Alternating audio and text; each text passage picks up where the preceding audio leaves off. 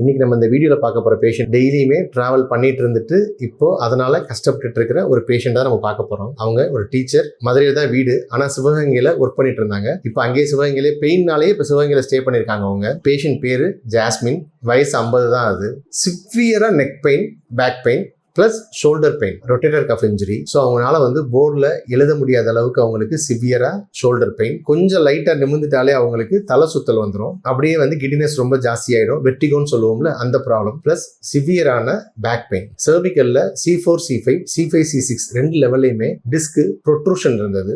L4 L5 L5S1 லெவலில் disk bulge இருந்தது.